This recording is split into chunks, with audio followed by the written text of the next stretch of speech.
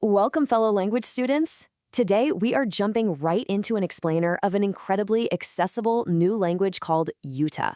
You know that feeling when you're trying to learn a new language and you just get completely bogged down by the endless rules, the irregular verbs, and those weird exceptions? Well, YUTA is pretty much the exact opposite of that.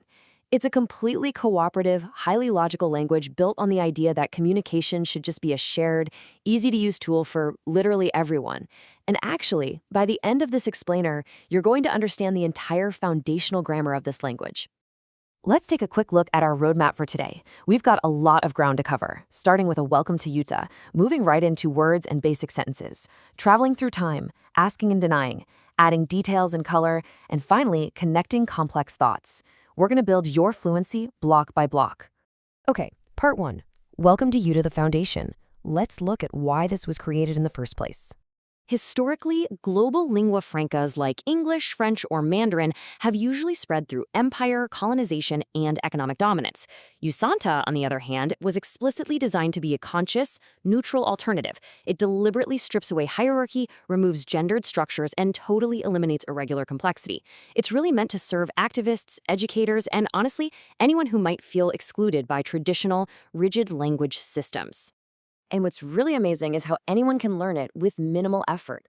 You're basically treating language as a shared utility, not some rigid set of historical rules to memorize. There are zero exceptions, none. It uses a universal preposition, builds vocabulary from global roots, and perhaps most importantly, it's a living commons. You don't just use YUHATA, you're actually invited to co-create it by bringing in concepts from your own background. All right, moving to part 2, words and basic sentences, the building blocks. Let's learn how to actually make some sentences. In most languages, figuring out if a word is a noun, a verb, or an adjective can be super tricky. Not here.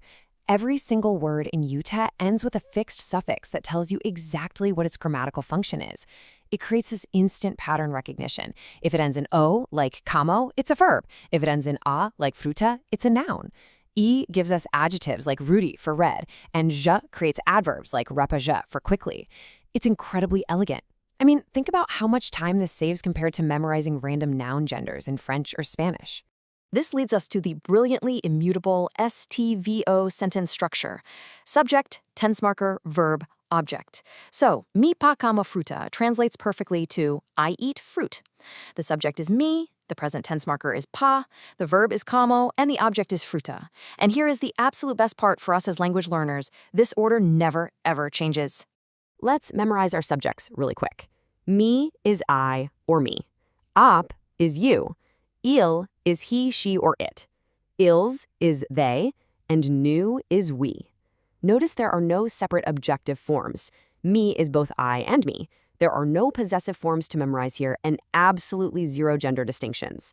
Oh, and then there's the word heck. It sounds a bit funny to English ears, I know, but it's a special passive agent. It has a very cool specific use that we are definitely going to get to a little later. Part 3, traveling through time, tenses. Let's see how we talk about the past or the future. Time travel here is ridiculously straightforward. Tense is expressed just by placing a tiny marker right before the verb. Remember that STVO structure we just learned? The T is exactly where these go. While there are 12 tenses in total to express continuous or perfect actions, these 3 core markers are your absolute foundation. Ra for the past, ba for the present, and da for the future. So the crucial takeaway here is that the verb form itself never changes. The verb como stays exactly the same whether you're talking about today, yesterday, or tomorrow. We just swap that tense marker. Mi pa como fruta is I eat fruit. Change pa to ra, and mi ra como fruta is I ate fruit. Swap it to da, and mi da como fruta is I will eat fruit. Boom! No complex verb conjugations to memorize whatsoever. Section 4, asking and denying. We can state facts now, but how do we say no or ask for information? To negate literally any verb in YUTA, you just drop the word ni right before it. So our affirmative sentence, mi pa como fruta, becomes negative by saying mi pa ni como fruta, I do not eat fruit. It works exactly the same in the past. Mi ra ni como fruta means I did not eat fruit. It is just so wonderfully mathematically simple compared to the tangled rules of English negation. So, what if you want to ask your friend if they're eating fruit? How would we change our base sentence to form a yes or no question? Think about it. In many languages, you have to invert the subject and verb, or add these clunky auxiliary verbs like do or does. Well, in YUTA, it's as simple as putting the word K at the very front of the sentence. That's literally it. No complex inversions required. By placing K at the start, you instantly signal to the listener that a yes or no question is coming. Kei mi pakamo fruta just translates to, do I eat fruit? Now, for open-ended questions where a simple yes or no just won't cut it, we still start the sentence with K to signal a question, but we combine it with one of 6 WH question words. You've got kon for who, kya for what, and fin for where. Then we have hib for when, why for why, and din for how.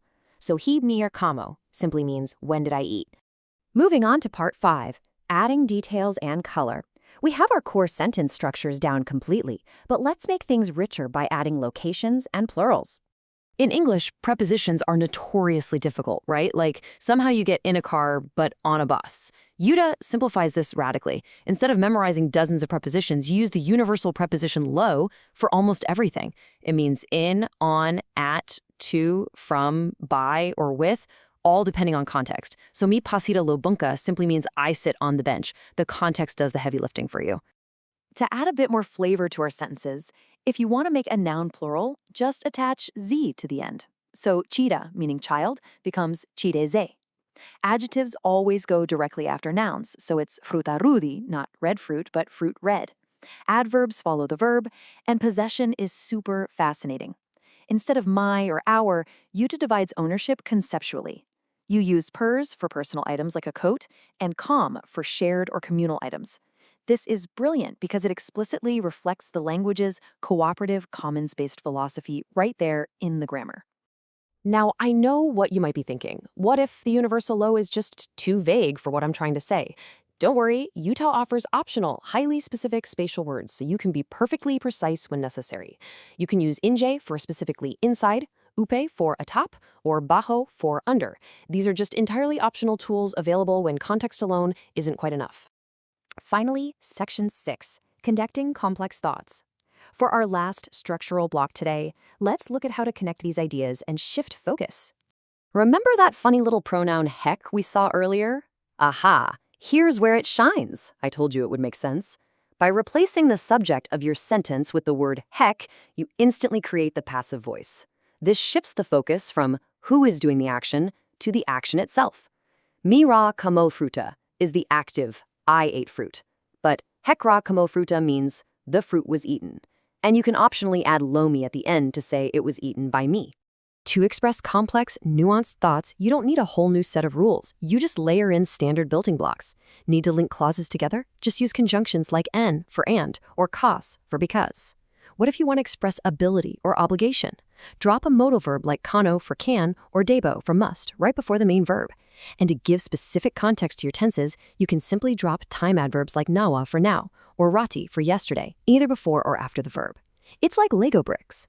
In just a few minutes, you have learned the complete foundational grammar of YUTA. No hidden exceptions, no irregular verbs waiting to trip you up. But what makes YUTA truly special isn't just its logical structure. It's the fact that it is a living commons. You aren't just ready to speak it, you're equipped to help build it. So my question to you as new students of this cooperative linguistic space is, what vocabulary, what roots, and what concepts from your own culture will you bring to co-create this language next? Keep learning, keep building, and thank you so much for exploring this fascinating linguistic journey with me.